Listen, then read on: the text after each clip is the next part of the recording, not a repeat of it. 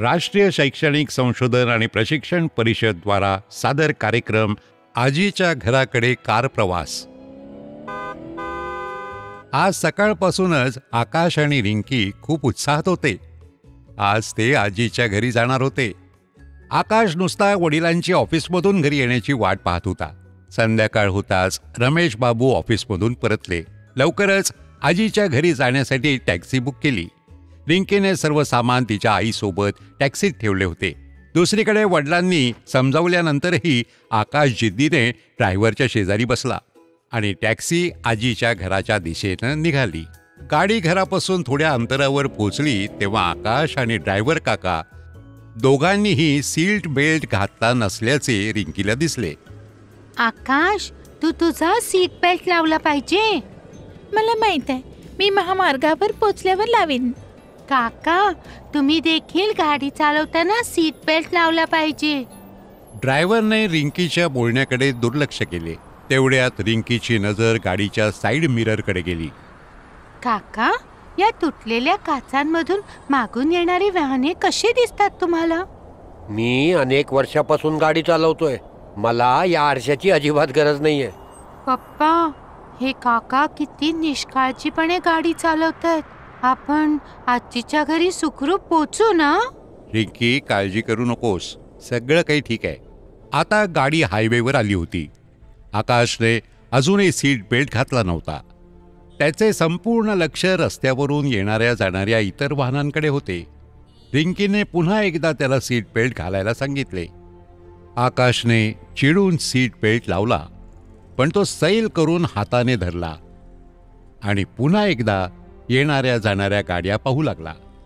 Driver निष्काळजीपणे गाडी चालवत होता। कधी तो फोनवर बोलायचा, तर कधी चालत्या वाहनाची खिडकी उघडून रस्त्यावर पान थुंकायचा।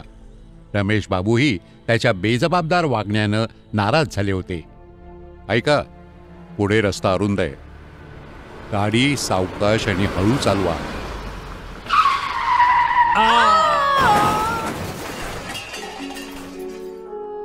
रमेश बाबू हे काही बोलण्यापूर्वीच कार समोरून येणाऱ्या मोटरसायकलला धडकली। अपघात होताच रस्त्यावर लोकांची गर्दी झाली। गर्दीतील कोणीतरी रुग्णवाहिकाही बोलवली। सीट बेल्ट न लावल्याने आकाशलाही दुखापत झाली।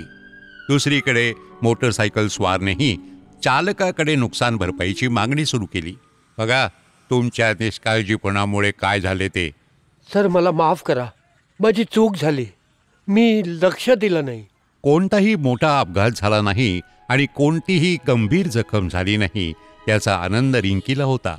तिने मनाशी ठरवले होते की ती मोठी होऊन गाडी चालवायला शिकेल तेव्हा नक्कीच वाहतुकीचे सर्व नियम पाळेल। वाहतुकीचे काही नियम। पहिला, गाडी चालवताना सीट बेल्ट किंवा हेल्मेट घाला। दुसरे, पोस्ट केलेल्या वेग मर्यादा ओलांडू नका। तिसरे, नेहमी ट्रॅफिक सिग्नलचे पालन करा। चौथे, आपल्या लेनमध्ये राहा। पाचवे, इतर वाहनांपासून सुरक्षित अंतर ठेवा। सहावे, दारूच्या नशेत गाडी चालवू नका। सातवे, वाहन चालवताना मोबाईल फोन वापरू नका। आठवे, रुग्णवाहिका किंवा फायर इंजिन यासारख्या आपत्कालीन वाहनांसाठी मार्ग तयार करा। नववे, आपल्या वाहनाची नियमित देखभाल करा। दहावे, मुख्य रस्ते, चौक आणि वळणांवर वळण घेताना वेग कमी करा। आताच आपण ऐकत होता राष्ट्रीय शैक्षणिक संशोधन आणि प्रशिक्षण परिषद द्वारा सादर कार्यक्रम आजीच्या घराकडे कार प्रवास। अनुवाद आणि रेकॉर्डिंग समर्थन क्लॅपर एंटरटेनमेंट सोबत। Program coordinator professor Usha Sharma. Academic support Yachna Gupta.